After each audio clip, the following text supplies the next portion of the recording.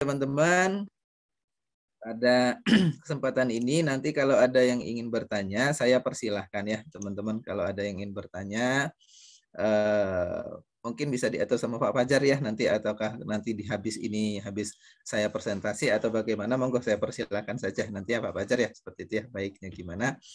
Kemudian apa namanya itu, saya harapkan banyak sharing saja ya teman-teman. Banyak sharing materi ini mungkin hanya 40% penyampaian dari saya, 60%-nya saya harapkan banyak kita diskusi gitu ya. Insya Allah kalau masih di dalam kompetensi saya jawab ya teman-teman ya. Tapi kalau nanti di luar kompetensi saya, nanti saya tanyakan dulu di teman-teman yang lembaga atau dari kementerian supaya nanti implementasinya itu tidak terkesan jauh sekali dari benang merahnya, begitu ya teman-teman. Karena berhubungan dengan peraturan kita ini. Gitu. Oke, kita bahas yang namanya ini adalah strategi implementasi manajemen K3 di rumah sakit. Nah, sebelum saya bahas teman-teman, di sini yang hadir di sini ada belum yang sudah ada belum yang sudah menjalankan SMK 3 di rumah sakitnya? Saya mau tanya dulu sebentar. Ada belum yang sudah menjalankan? Kalau tidak ada yang jawab, berarti saya anggap belum ada semua ya, gitu ya. Ada belum? Belum. Pak siapa? Pak Syahrir ya? Iya, belum Pak. Iya, betul. Sakit mana Pak Syahrir? Rumah sakit mata Pak. Rumah sakit mata, oke. Tapi K3 sudah jalan Pak? Baru pembuatan komite Pak. Baru pembuatan komite. Nah, oke. Iya. Ada lagi enggak yang ada yang sudah menjalankan atau belum? Pak Syahrir baru pembuatan komite. Yang lain ada belum yang sudah menjalankan ini? Di kita sudah ada Pak. Tapi Pak Dedi ya, Pak Dedi rumah sakit mana Pak Dedi? Di RSIA Bunda Jakarta. Oh, RSIA Bunda Jakarta. Ya. Ya, oke. Sudah ada SMK 3-nya Pak? Kalau SMK 3 kita belum Pak, tapi untuk P2K3 kita sudah berjalan. Sudah berapa lama P2K3 berjalan? Dari 2018. 2018 ya, Iya. terjaring di Permenkes 66 2016 ya. Iya, benar-benar Pak. Ada lagi, silahkan. Berarti SMK 3 belum ya Pak? Belum Pak. Oke, ada lagi silahkan. Apakah belum ada semua yang menjalankan ini teman-teman? Itu ya tadi yang saya sebutkan ya, di Jogja saja saya sampai kewalahan loh teman-teman ya. Banyak sekali konsultasi karena ini kan nanti harus disertifikasi gitu loh teman-teman ya. Bahkan dibuktikan juga nanti di akreditasi begitu ya teman-teman. Nah, karena kan tujuannya Pak Jokowi sekarang itu kan karena di zamannya pembangunan sekarang itu ya, semua lini industri harus menerapkan yang namanya sistem manajemen keselamatan kesehatan kerja, tercantum di pasal 66 juga. Nanti kita lihat ya di pasalnya itu teman-teman. Nah, apa namanya itu? Nah, mungkin bagi teman-teman yang sudah paham akan lebih paham nantinya. Tapi bagi mungkin teman yang baru mendengar, baru pertama kali ini, oh ini ternyata rumah sakit harus di SMK 3 gitu ya. Nanti kita lihat nih gimana cara penerapannya, bagaimana strategi menerapkannya, dan apa saja sih harusnya yang dibutuhkan gitu ya, teman-teman. Nah, kita lihat di sini. Yang pertama itu adalah nih, kenapa pentingnya? Di sini di pendahuluan. Di sini alasan penting ya. Sebentar. Ya, di sini alasan penting ya dalam menjalankan sistem manajemen keselamatan kesehatan kerja. Yang pertama ini, teman-teman, ada alasannya kemanusiaan atau manusiawi. Kenapa? Di sini. Mungkin teman-teman kalau dari orang hukum ya mungkin tahu pasal-pasal tentang Undang-Undang Dasar ya tahun 1945 itu. Di situ kalau tidak salah ada bunyinya itu ya, itu adalah semua tenaga kerja ya berhak untuk mendapatkan pekerjaan dan dijamin keselamatan dan kesehatannya. Nah, itu yang saya pahami ya. Selanjutnya pasal-pasalnya pasti nanti teman-teman hukum pasti tahu. Nanti tolong yang teman-teman yang lain tolong dipelajari juga. Gitu. Yang kedua, karena yang namanya ya K3 ini itu sangat erat sekali dengan yang namanya keselamatan SDM. Sangat erat sekali dengan yang namanya keselamatan operasional atau perusahaan itu sendiri. Nah, kita bahas yang manusiawinya.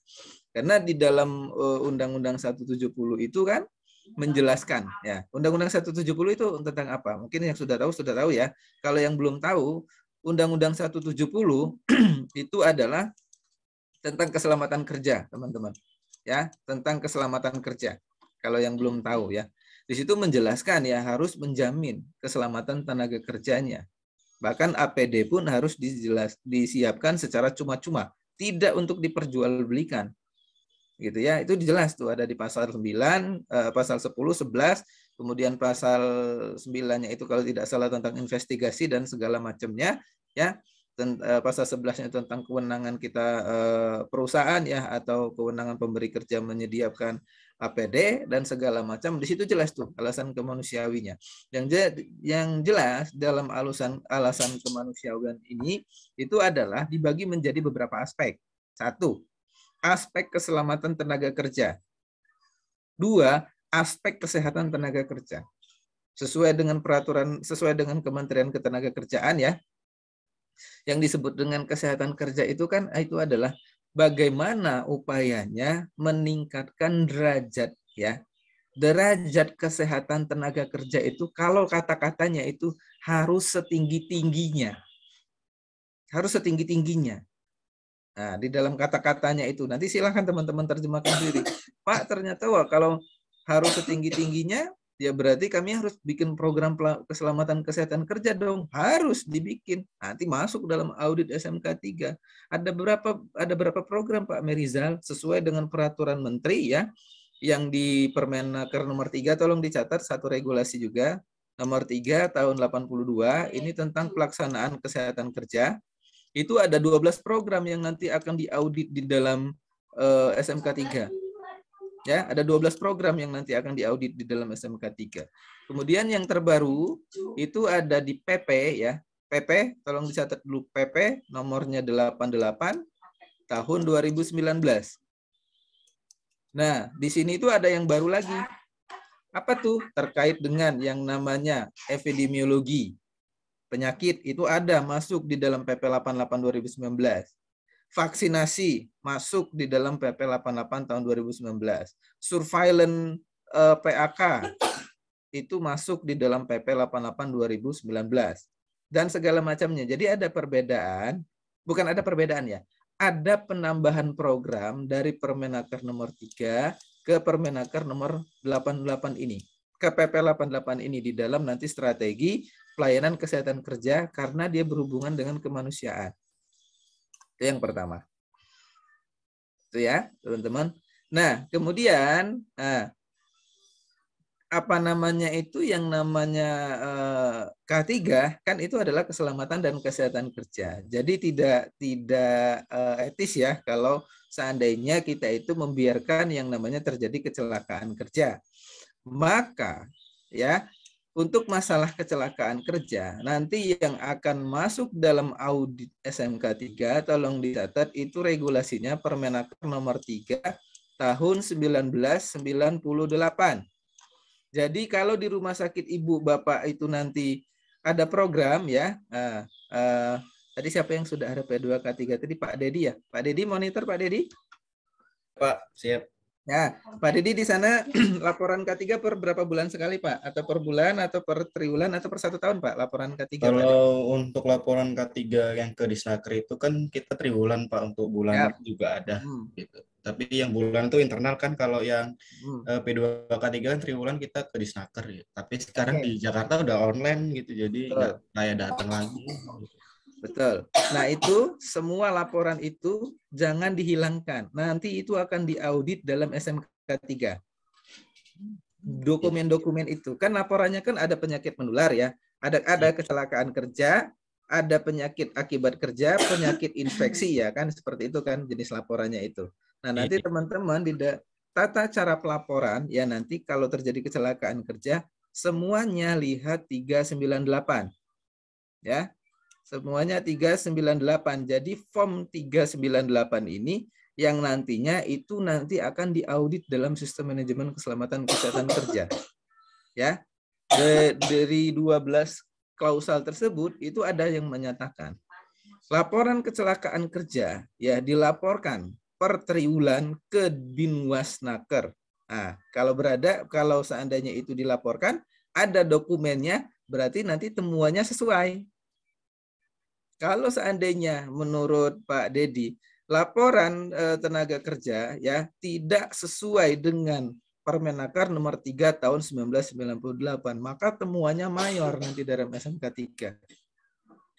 Gitu. Nah, maka di sini membiarkan kecelakaan kerja itu merupakan tindakan yang tidak manusiawi kalau menurut apa namanya ini ya ketenaga kerjaan ya, menurut K3 ini. Gitu. Yang ketiga itu ada alasan ekonomi. Ya jelas rumah sakit itu kan padat modal, padat profesi, ya padat kegiatan, ya kan. Nah, bahkan apa namanya itu tujuan rumah sakit kan pelayanan prima, katanya, betul nggak? Seperti itu teman-teman.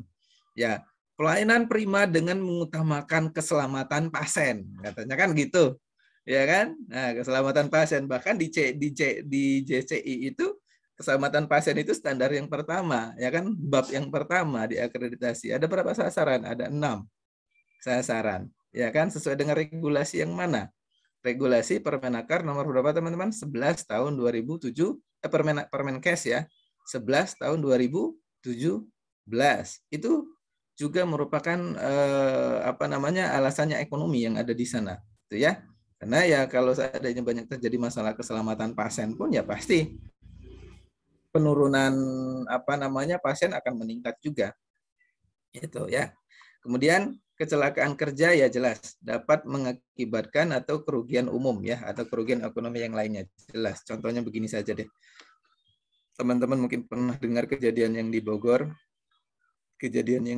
yang maintenance AC ya, dari vendor kalau tidak salah ya, itu dari kontraktor kalau tidak salah ya, itu outsourcingnya meninggal ya karyawannya, itu otomatis kan mencemarkan nama baik rumah sakit.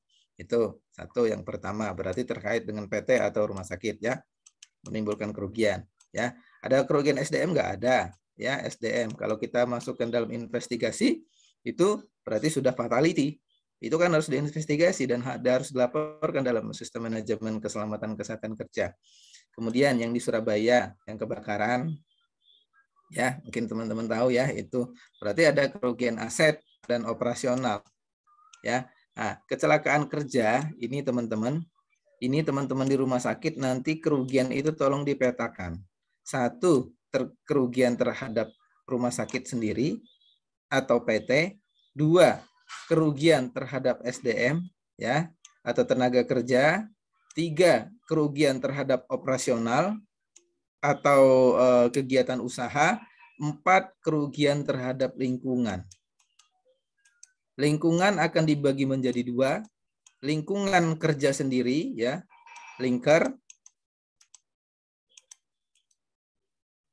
Yang kedua, lingkungan masyarakat. Terkait dengan apa masyarakat di sini? Pencemaran. Ya, banyak limbahnya. Kemarin kalau teman-teman ikut yang HSRA ya, itu pencemarannya banyak sekali kalau saya lihat diterangkan oleh Dr. Meta itu kemarin ya. Itu pencemaran itu. Nah, itu kalau yang ikut kemarin HSRA itu. Ya, itu jelas tuh. Nah, di sini masalah kecelakaan kerja ini yang menimbulkan kerugian terhadap ekonomi. Ingat aja, kerugian terhadap rumah sakit itu sendiri, kerugian terhadap SDM itu sendiri, kerugian terhadap operasional rumah sakit dan lingkungan. Lingkungan akan dibagi menjadi dua, lingkungan masyarakat dan lingkungan pekerja itu sendiri. Gitu. Kemudian pentingnya sistem manajemen K3 ya ini, alasan undang-undang dan peraturan. Karena kenapa Pak Meriza? Karena dia mandatori. Jelas mandatori. Berarti kalau mandatori sudah tidak bisa mengelak. Gitu ya. Nah, karena rumah sakit ini saya bilang cukup tertinggal. Gitu ya. Nah, dia tidak bisa mengelak lagi. Ya. Nah, kemudian ada undang-undang tenaga kerja mengamanahkan tentang K3 dalam kerja. Gitu. Ya. Ada yang bertanya atau bocor?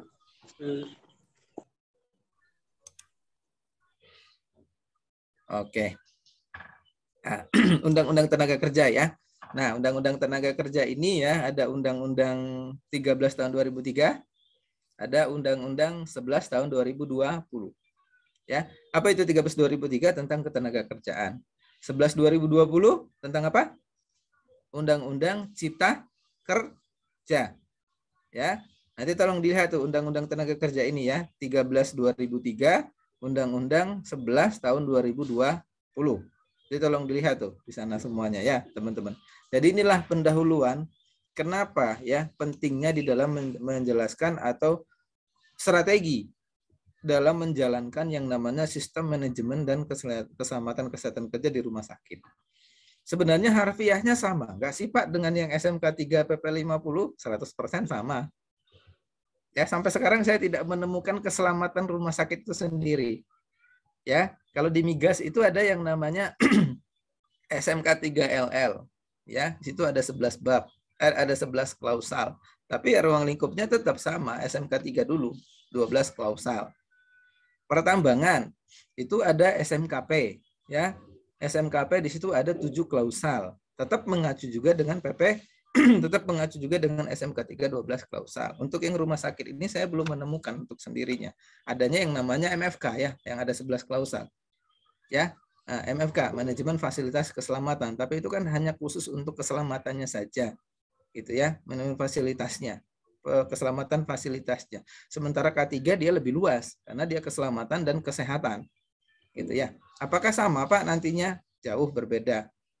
SMK 3 12 klausal, MFK itu adalah 11 klausal. Itu harus bisa dibedakan dulu antara pandangan ini ya, teman-teman ya. Oke. Ini dia standar kesehatannya. K3, teman-teman pasti sudah tahu ada Permenkes 66 ya. Lingkungan, monggo teman-teman mau pakai yang ini boleh ya. Saya kembalikan dulu ke pemerintahnya masing-masing, ke wilayah apa namanya itu daerahnya masing-masing ya. Ada juga yang selain ini ya, yang selain Permenkes 70 2016, tolong dicatat satu lagi. Ada juga yang pakai Permenaker nomor 5 tahun 2018. Ini yang baru sebenarnya. Ya. Ini untuk masalah standar lingkungan rumah sakit. Nah, di kerja industrinya. Nah, di sini akan dibagi menjadi dua, teman-teman.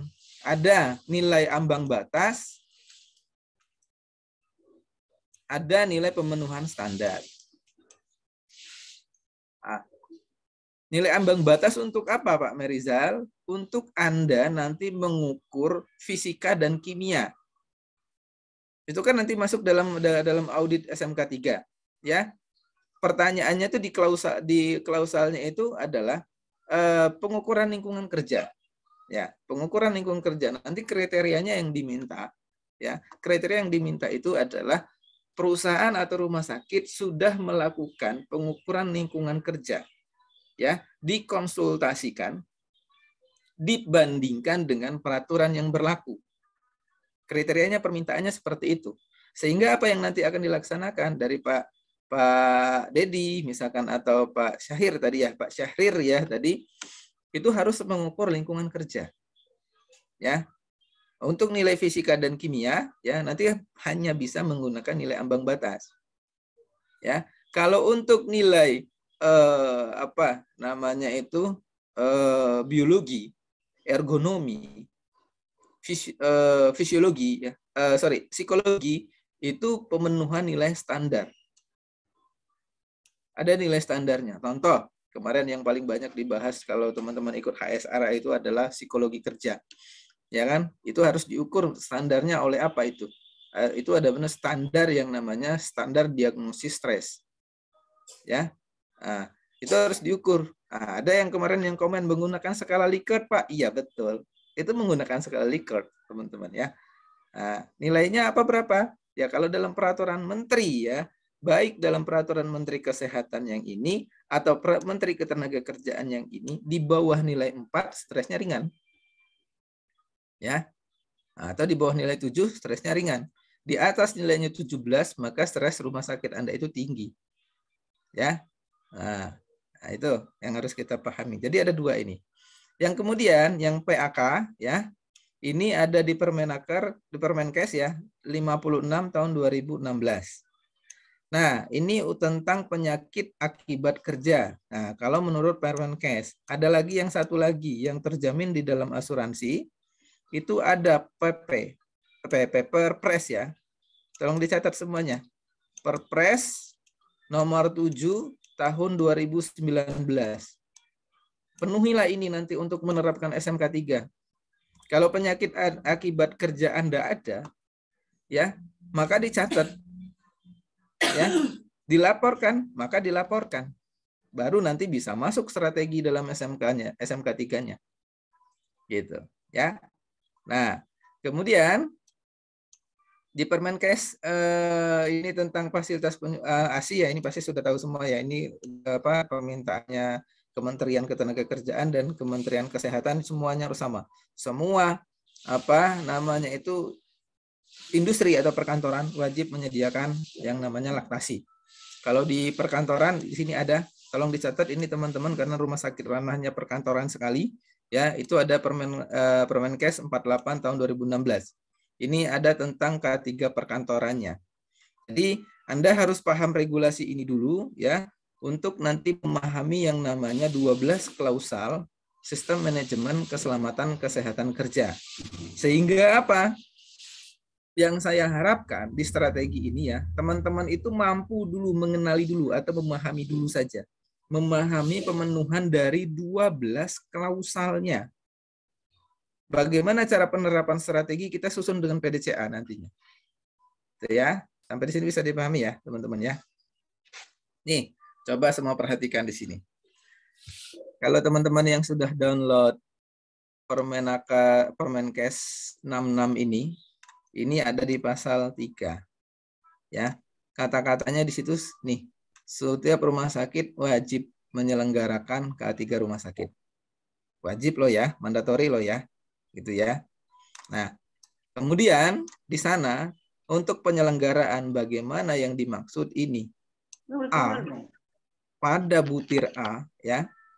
Nih, pada butir A ya di pasal 3 ya kan cara membacanya seperti itu kan. Nah, itu ya. Ini kan pasal 3 ayat 1. Ya kan? Pasal 3 ayat 2 butir A. Ya. Membentuk dan mengembangkan SMK 3 rumah sakit. Jelas di sana. Berarti ini sudah diwajibkan nggak Pak Merizal? Kata-katanya sudah wajib tuh, teman-teman. Bukan saya yang mengatakan wajib ya. Regulasi ya yang menyatakan wajib ya, teman-teman ya. Gitu. Bagaimana untuk menerapkan SMK 3 ini Pak Merizal? Kita lihat di butir B. Butir B itu ada standar K3RS, jumlahnya ada 8. Jumlahnya ada 8. Apa saja Pak Merizal? Strategi nomor 1 itu adalah Anda membuat manajemen risiko. Ya, manajemen risiko kami pakai yang mana Pak? Kemarin kita webinar di kelas yang lain ya. Ada yang nanya, Pak kami pakai manajemen risikonya pakai yang K3. Pak kami pakai ASOS 31.000 Pak. Pak kami pakai manajemen risikonya pasien safety. Monggo silahkan. Tapi saran saya, pengusul manajemen risiko di K3 di rumah sakit, baik Anda nanti K3, baik Anda PPI, baik Anda keselamatan pasien, baik Anda di MFK pakai PMK 25 2019. Nah, ini namanya sistem manajemen risiko terintegrasi di rumah sakit. Jelas, standar nomor 1. Standar nomor 2 Pak Merizal itu adalah MFK, manajemen fasilitas keselamatan. Ya. Itu Anda harus buat tuh. Nanti akan diaudit tuh dalam SMK 3. Ya. Ketiga apa Pak Merizal? Pelayanan kesehatan kerja. Ada 12 program dan penanggung jawabnya di situ harus dokter. Kalau khusus kesehatan kerja, penanggung jawabnya harus dokter. Pak Merizal, di mana regulasinya? Tolong dicatat. Di Peraturan Menteri Ketenagakerjaan nomor 3 tahun 1982. Karena kita bahasnya SMK 3 ya. SMK 3 itu kalau kata kuncinya gini deh. SMK 3 itu kalau apa yang Anda buat, dokumen yang Anda sediakan, implementasi yang Anda lakukan tidak sesuai dengan peraturan menteri, baik itu dari Menteri Kesehatan atau Menteri Ketenagakerjaan, temuannya mayor, tidak dapat hitungan langsung. Nah, misalkan Anda mau mencapai 166 kriteria. Ya, ternyata ada 2 yang tidak sesuai dengan peraturan. Ya jelas kurang 166 kriteria dan itu tidak bisa dihitung. Nah, itu kenapa saya selalu sebutkan kita harus tahu regulasi dulu deh sesuai dengan di sini. Nih, alasan peraturan perundang-undangan dulu yang harus kita ketahui. Gitu. Oke, sampai di sini bisa dipahami ya, teman-teman ya. Nah, apa yang strategi nomor 4, Pak, yang harus kami buat di standarnya, Pak Merizal? Limbah. Kelola tuh limbah. Ya, kelola tuh limbah tuh. Limbah yang mana, Pak, kita pakai rumah sakit? Ya, pada dasarnya sama, kita kembalikan ke Kementerian Lingkungan Hidup. Limbah yang sekarang terbaru nomor berapa, teman-teman? Ada yang sudah tahu belum? Dicatat. Ada yang sudah tahu belum limbah peraturan terbaru? PP, tolong dicatat semuanya. PP 22 tahun 2021. Untuk pasien kes, Permen LHK, Peraturan Menteri Lingkungan Hidup dan Kehutanan, nomor 56 tahun 2015. Tolong dicatat semuanya. Jika limbah Anda dinyatakan sesuai dengan itu, maka nanti dia sesuai. Tapi kalau seandainya Anda limbahnya tidak sesuai dengan permen atau sesuai dengan peraturan, maka temuan di SMK 3-nya temuan mayor langsung. Pak, kami itu udah lengkap, Pak. Kami punya neraca, kami punya 3R. Ya kan? 3R itu apa sih namanya itu? Reduce, recycle, satunya lagi saya lupa, raise ya, satu lagi saya lupa saya namanya itu ya. Nah, itu. Tapi nggak sesuai dengan peraturan, Pak Merizal, gitu. Kalau secara teori ya, karena di sini SMK 3, yaitu temuannya mayor. Gitu. Nanti ya. Kemudian yang selanjutnya apa, Pak Merizal? Yang 8 standar ini ya, ada kebakaran. Proteksi kebakaran sudah ada belum? Catat regulasinya lagi. Mana, Pak, regulasinya? Apa harus disediakan nggak, Pak? Harus. Ya, harus disediakan apa itu? Sesuai dengan regulasi nggak, Pak? Sesuai. Catat regulasi APAR itu Permenaker nomor 4 tahun 1980. Ada 4 jenis APAR yang harus disediakan di rumah sakit. APAR tipe A, B, C, dan D. Tolong dipelajari itu nanti apa ya. APAR tipe A untuk ya biasanya kertas kayak gitu ya. Kalau seandainya tipenya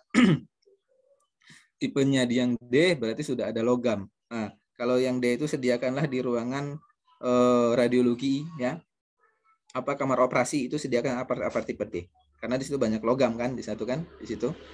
Nah, nikel, ada segala macam. Nah, itu disediakan. Nah,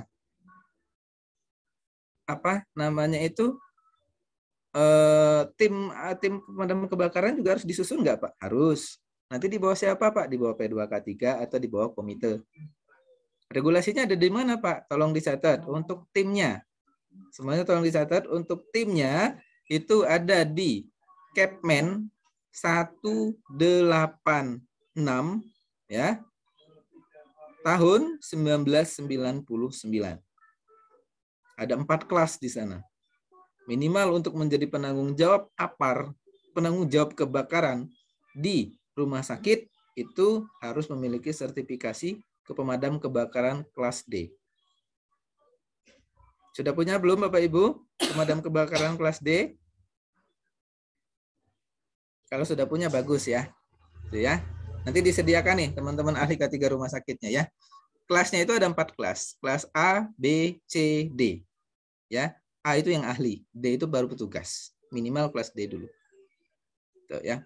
Kemudian apa lagi, Pak Merizal? Disaster manajemen rumah sakit. Tuh ada. Nanti tolong dibuat ya.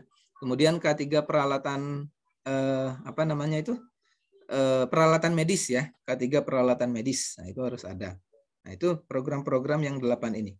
Nanti selanjutnya tolong dilihat lebih lanjut ya, Bapak Ibu sekalian ya. Tuh. Berarti jelas ya di sini menurut peraturan menteri dia merupakan mandatori, rumah sakit diwajibkan untuk K3. Bagaimana penyelenggaraan K3 rumah sakit? Anda harus membentuk sistem manajemen K3. Sistem manajemen K3 nanti standarnya itu ada yang Ada 8 tadi. Ya, itu. Pak, kami karyawannya masih 80 orang. Ada nggak rumah sakit di sini teman-teman yang karyawannya masih di bawah 100? Ada nggak? Jadi syarat untuk melaksanakan K3 strateginya, pertama, karyawan sudah lebih dari 100 orang. Karyawan sudah lebih 100 orang. Kalau di Pak Daud sudah lebih, berarti sudah wajib, Pak. Kalau seandainya masih kurang gimana Pak Merizal? Kita cek dulu rumah sakit Anda tipe apa? Apa tipe D, B, C, A misalkan. Kalau tipe D saya kira masih belum menjadi perhatian khusus. Itu. Ya. Nah, ini. Jadi ada 2 kriteria strateginya. Karyawan Anda sudah lebih dari 100 orang atau kurang dari 100 orang tapi mempunyai resikonya tinggi.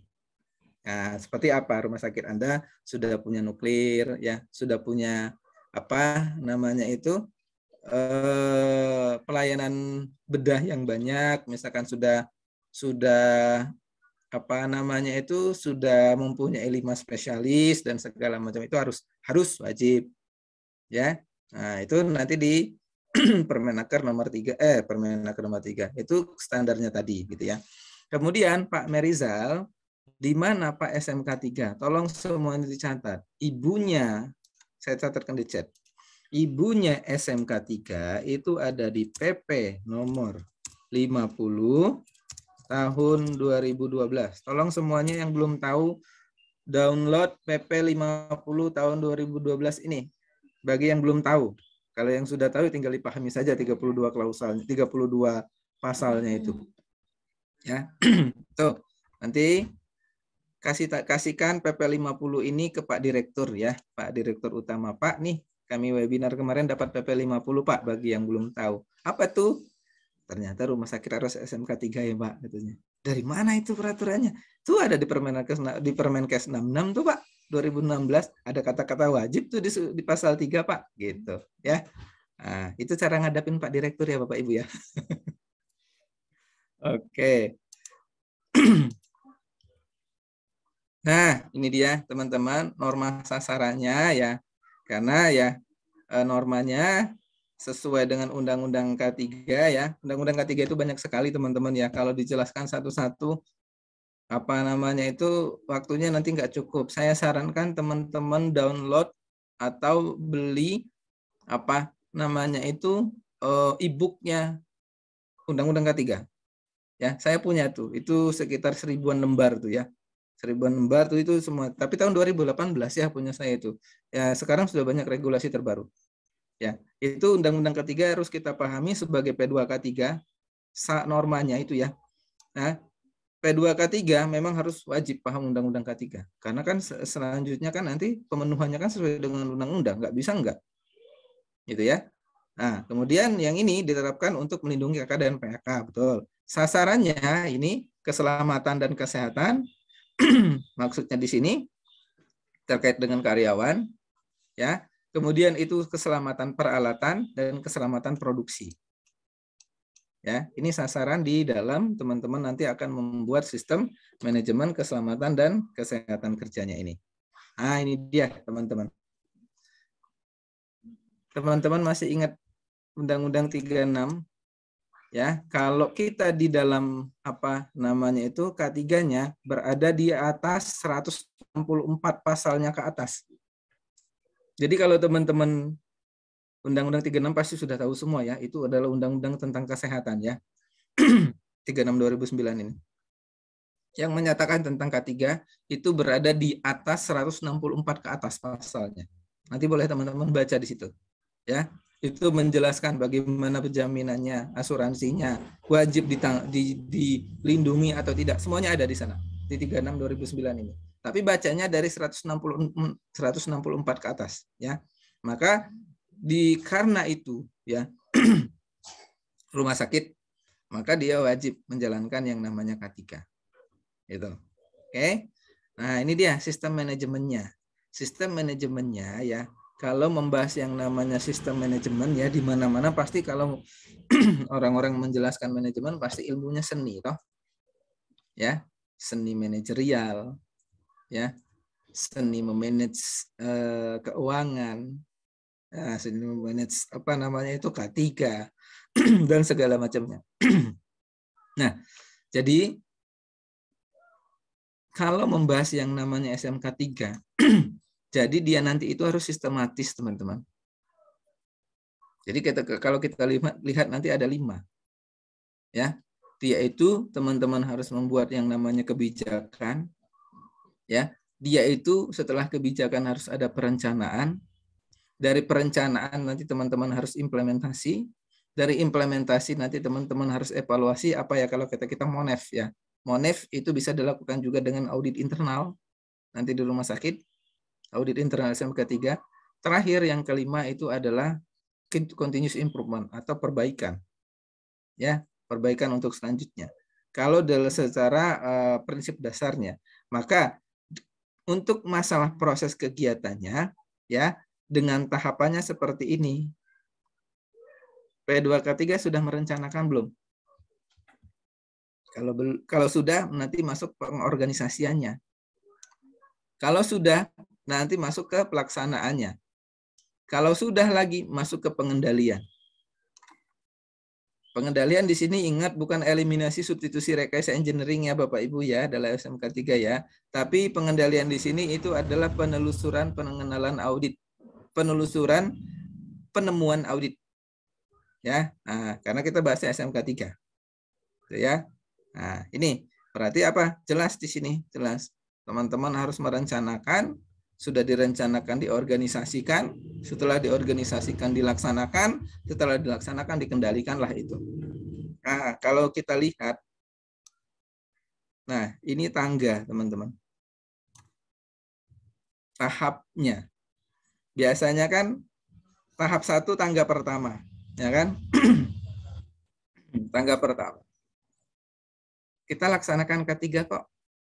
Sebagai pemenuhan akreditasi doang. Itu berarti tahap 1. Peraturan perundang-undangan. Otomatis untuk masuk ke sana kan harus sesuai dengan peraturan perundang-undangan dong. Bapak Ibu menyediakan APAR itu saya yakin harus sesuai dengan peraturan perundang-undangan. Walaupun kita di rumah sakit nggak tahu, setidaknya kontraktor tahu. Gitu ya. Baru naik di tahap 2. Nah, ini kan baru membangun kesadaran saja ya. Kalau di nomor 2, ini adalah teman-teman sudah harus mengendalikan man-risk.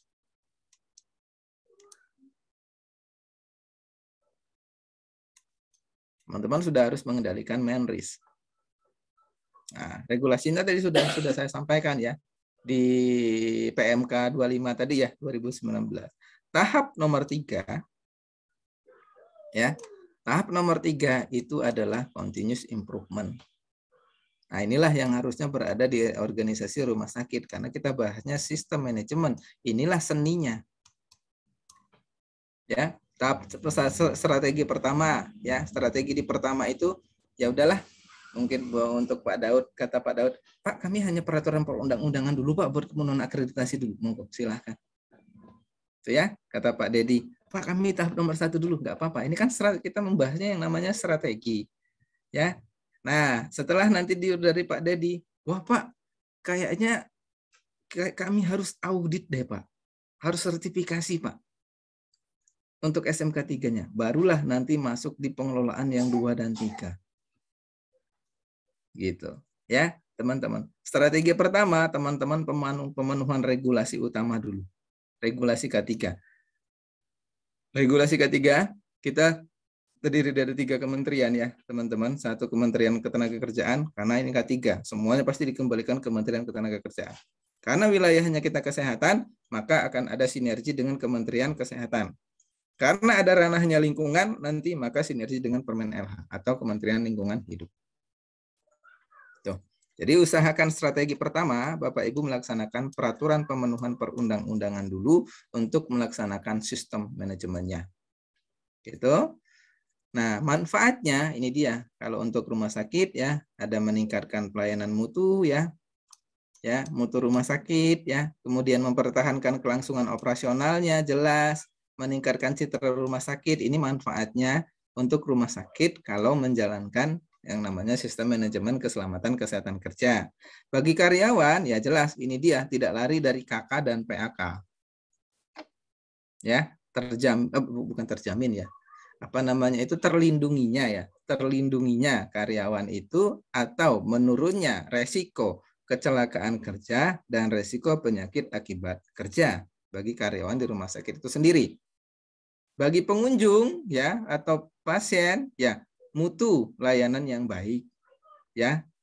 Kepuasan pasien dan pengunjung itu pasti akan berhubungan dengan kepuasan pasien. Wah, enak tuh ke rumah sakit itu ya. Kenapa enak, Pak? Gitu ya. Apa namanya itu rumah sakit itu K3-nya sudah dijalankan loh, Pak. Bahkan ada bukan hanya sebatas tulisan wet floor saja, Pak. Tapi ada petunjuk arahnya yang diarahkan. Itu keselamatan. Itu ya. Nah, selama ini mungkin yang kita kenal itu di emergency response plan ya, itu harus dibuat ya emergency response plan rumah sakit. Biasanya itu lift untuk pasien, ya kan. Jika terjadi kegawat daruratan tidak menggunakan lift, nah itu emergency response plan. Harus dibuat itu, teman-teman. Nah, inilah tujuan dan manfaatnya. Oke. Sasarannya ada 3, teman-teman. Untuk rumah sakit itu sendiri, untuk pasien dan pengunjung, untuk karyawan rumah sakit. Tuh. Sasarannya ya. Nah, untuk rumah sakit itu sendiri, untuk karyawan dan pengunjung rumah sakit. Nah, ini tolong difoto dulu atau dicatat bagi yang belum tahu. Kalau yang udah tahu ya pasti ini sudah ngelotok gitu ya. Bagi yang belum tahu monggo tolong difoto dulu. Nah,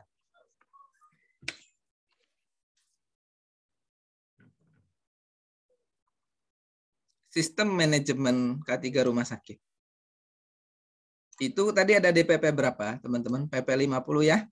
Tolong diingat semuanya, PP 50 2012. Ya.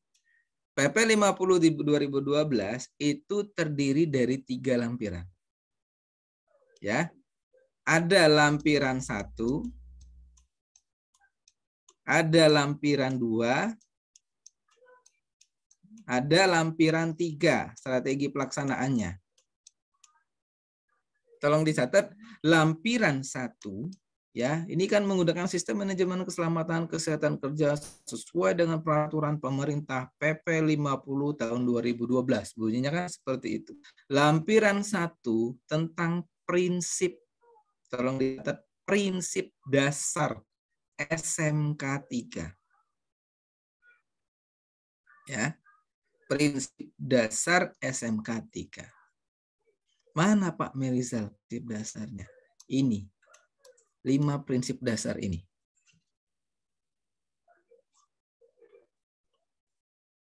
Oke. Nah, jumlahnya ada 5. 5 prinsip dasar. Lampiran 2 ya. Itu tentang kriteria dan klausul SMK 3. Kriteria dan klausal. Berapa jumlah klausalnya, Pak? 12.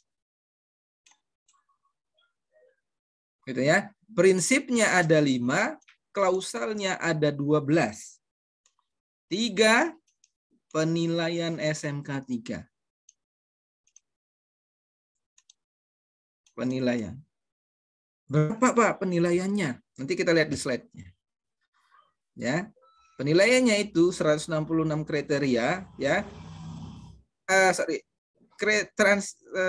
SMK 3 tahap awal 64 kriteria, tolong dicatat. Tahap transisi 122 kriteria. Tahap utama atau tahap lanjutan itu adalah 166 kriteria. Masing-masing dibagi menjadi 3 penilaian. Ya. 0 sampai 59%. Ya. Penilaian rendah. 0 sampai 59% sampai dengan 80% penilaian kedua. Di atas 85%, maka itu penilaian mencapai dengan pemenuhan semua. Itu ya. Cara menghafalkannya seperti itu ya, teman-teman. Jadi strateginya ya, SMK 3-nya ya, ini dia. Ada 3 lampiran. Gimana Pak strateginya? Ya. Anda harus membuat siklus PDCA. Ya. Plan, do, check, and action. Kemudian di rumah sakit dikenal PDSA. Apa tuh PDSA, teman-teman?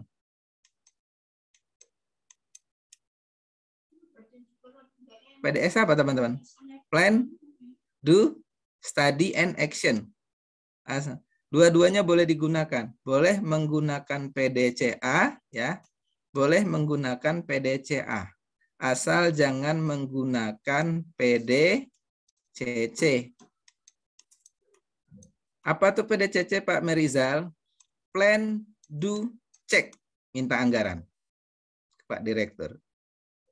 Pak, anggaran SMK 3 kita 200 juta. Pak Dir ngomong, nggak ada uangnya ya Pak. Gimana dong? C-nya bermain, cancel. Gitu ya. Harusnya kan action ya. Nah, karena nggak ada uang, ya plan, do, check, and cancel. Gitu ya. Nah, ini nggak usah digunakan ya. Nah, nanti silakan saya persilakan kepada teman-teman berpikir gimana supaya Pak Dirnya masing-masing itu ACC gitu ya programnya ini nanti. Oke, mana di dalam 5 prinsip dasar yang P, Pak? Ini dia. Ini P, ini D ya. Ini C, ini A. Pak, kenapa penetapan kebijakan nggak masuk dalam PDCA? Ya, kenapa Pak nggak masuk? Karena penetapan kebijakan itu adalah dasar utamanya SMK 3 rumah sakit. Maka sebelum Anda masuk P, sebelum Anda masuk D, sebelum Anda masuk C dan A, Anda harus paham PUU-nya. Peraturan K3 rumah sakit. Ingat 3 kementerian tadi. LHK, Kementerian Lingkungan Hidup, ya, Kementerian Kesehatan dan Kementerian Ketenagakerjaan. Pak, kami itu orang kesehatan, Pak. Ya, kayaknya cukup Kementerian Kesehatan saja, Pak. Nggak bisa. Karena K3 ranahnya Kementerian Ketenagakerjaan, teman-teman. Asuransinya siapa yang memberikan? Bukan Kementerian Kesehatan, toh. Lapornya kemana, toh? Tetap ke kecelakaan kerjanya ke mana nanti lapornya akhirnya? Ke Kementerian Ketenagakerjaan. Direkap di sana. Melalui apa? Terstrukturnya oleh BPJS Ketenagakerjaan. Itu. Sampai di sini bisa dipahami strategi utama ini? Nah, kalau seandainya ini udah bingung, ya pasti nanti kebingungan juga. Intinya jelasnya begini, strategi utama dalam pelaksanaan SMK 3, Anda harus paham dulu 3 lampiran ini. Ya, 3 lampiran ini. Gitu ya. Nah, mudah-mudahan waktunya cukup, nanti saya perlihatkan masing-masing lampirannya ya. Nah,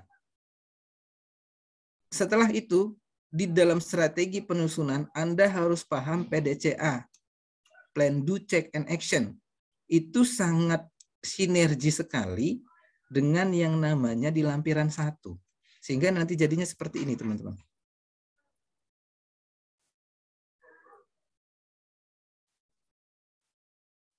Ah, jadinya nanti seperti ini.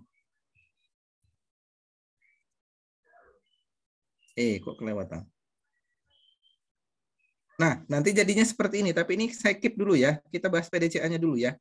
Ya, nanti jadinya seperti ini dia. Oke? Nah, sekarang saya kembalikan ke slide yang ini tadi. Nah, sudah jelas ini ya. Sekarang kita lihat di plan. Apa Pak strateginya? Rumah sakit harus membangun dan memelihara komitmen. Komitmen dengan apa, Pak? Dokumen-dokumen, SK-SK, kebijakan-kebijakan rumah sakit itu harus dibuat. Kebijakan K3 harus dibuat. Dan ingat, K3 itu di bawah TKRS, Tata Kelola Manajemen Tata Kelola Rumah Sakit. SMK 3 ya, itu adalah di bawah manajemennya rumah sakit. Gitu ya. Kemudian plan yang kedua, Anda harus membuat strategi dokumentasi. Ingat strategi dokumentasi itu ada berapa kelas dokumentasi, teman-teman? Ada 12, ada 10 apa 12 ya, saya lupa. Nanti tolong lihat dokumentasi kelas 1, dokumen kelas 2, dokumen kelas 3 sampai seterusnya. Nanti tolong dilihat ya. Kalau dokumen kelas 1 itu kan hanya sebagai arsip biasa, ya kan? Kalau dokumen kelas 2 itu nanti tolong dibaca lagi itu ya. Itu banyak sekali itu kategorinya. Yang ketiga, ya. Ini di dalam plan, dokumentasi, di dalam komitmen yang sudah Anda buat, itu ada peninjauan ulang desain dan kontrak. Baru di situ ada pengendalian dokumen. Nanti tolong Anda pahami yang namanya pengendalian dokumen.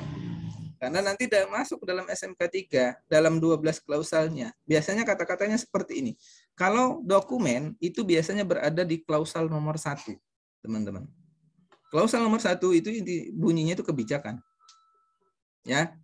1.1 misalkan ya. Nah, pemenuhan dokumen. Nah, bunyinya biasanya seperti ini kriterianya. Ya. Apa namanya itu, rumah sakit telah membuat kebijakan K3 dikomunikasikan oleh P2K3 dan disosialisasikan kepada karyawan. Biasanya bunyinya seperti itu. Permintaannya dari audit. Mungkin teman-teman di sini ada yang sudah menjadi SPI ya, Satuan Pengawasan Internal itu kan kita mengaudit seperti itu.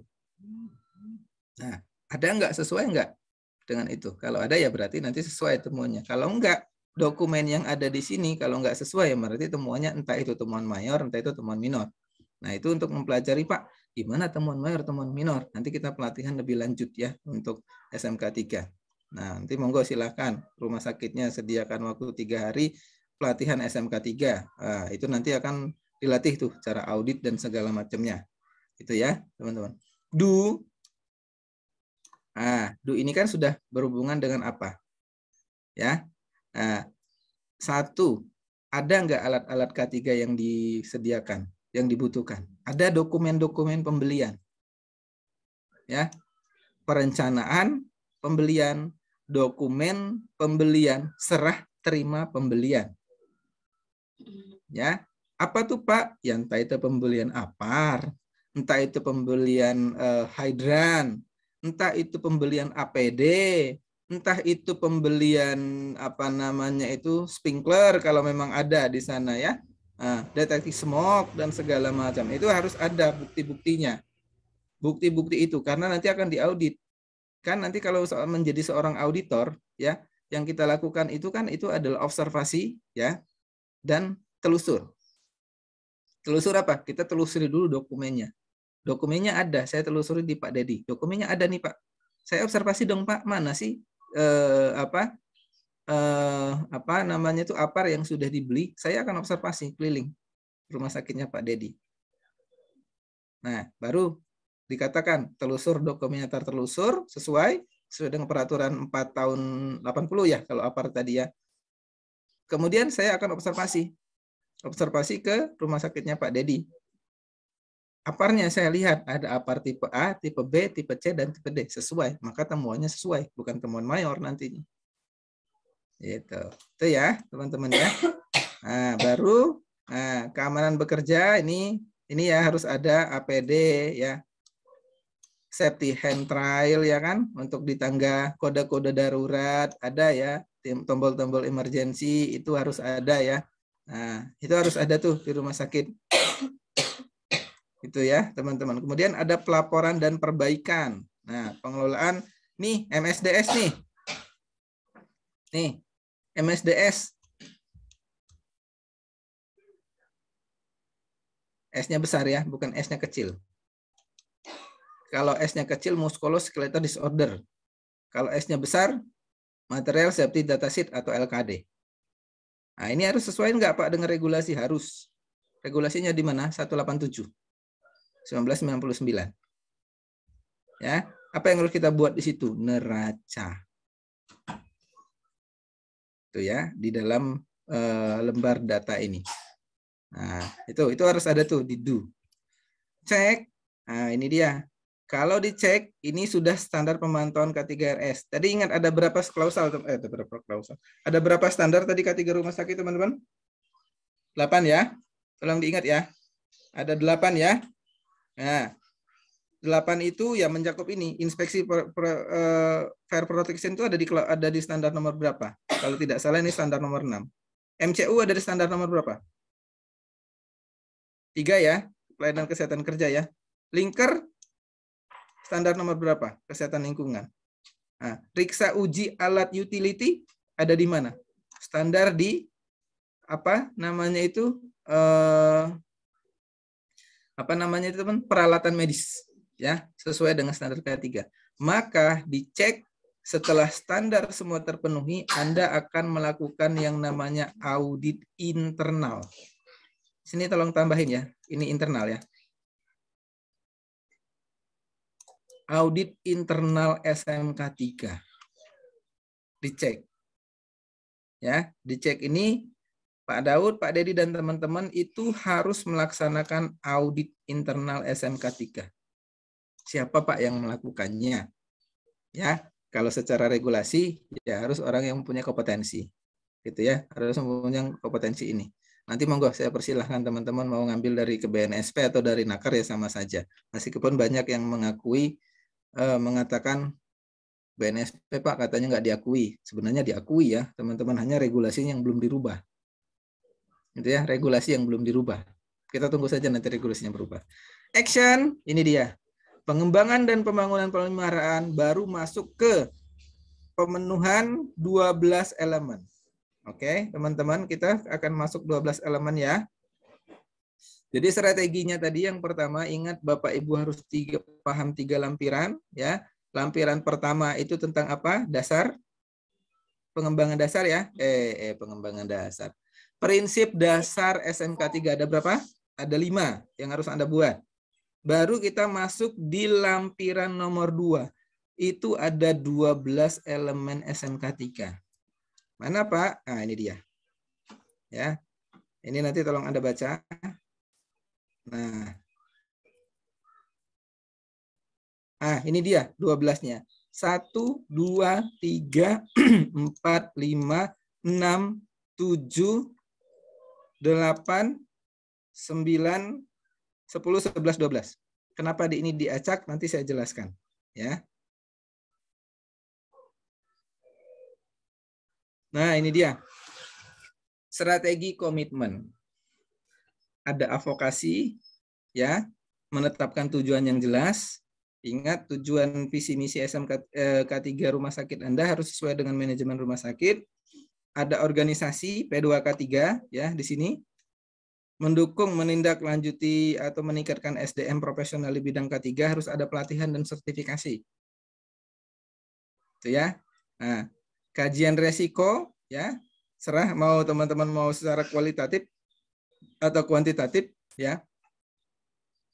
Kajian resiko itu sebenarnya ada 3 teman-teman. Ada kualitatif, ada kuantitatif, ada semi kuantitatif. Ya. Pak, kami pakainya 5 tahun ke belakang, nilai probability severity-nya monggo silakan ya. Pak, kami pakainya 1 sampai 5, monggo silakan. Silakan dari kebijakan rumah sakitnya masing-masing nantinya. Kemudian membuat program kerja K3 rumah sakit ya. 8 tadi ya. 8 programnya itu semuanya harus dibuat kebijakannya. Ya, monitor dan evaluasi. Nah, itu ya. Yang kedua, itu ada strategi ya. Nah, rumah sakit harus membuat perencanaan yang efektif ya, tercapai keberhasilan, menetapkan manajemen dengan sasaran yang jelas dan diukur melalui apa tadi? PDCA tadi. Ya, apa itu? Ada terukur tadi di mana? Dicek kan di audit internal ya. Nah, itu dicek ya. Dicek ya di tahap ketiga PDCA. Itu akan terukur itu di audit internal nantinya. Nah, kemudian standar manajemen K3 rumah sakit harus mengacu pada sistem manajemen K3. Di antaranya self-assessment, akreditasi rumah sakit, dan SMK 3. Akreditasi rumah sakit yang terbaru berapa standarnya teman-teman? Capman ya? Capman 1128 ya, kalau tidak salah ya. Betul ya? Capman 1128 2021 ya. Nah, itu. Ya, SMK 3 itu harus sinergi dengan Capman 1128 ini. Gitu. Kemudian strateginya K3 Anda itu harus berdasarkan namanya identifikasi bahaya, penilaian risiko, dan pengendalian. Nah, barulah di sini pengendalian, di sini ada eliminasi, substitusi, risk assessment, rekayasa engineering, administratif, sama APD. Tuh ya, ini yang harus kita ketahui. Oke.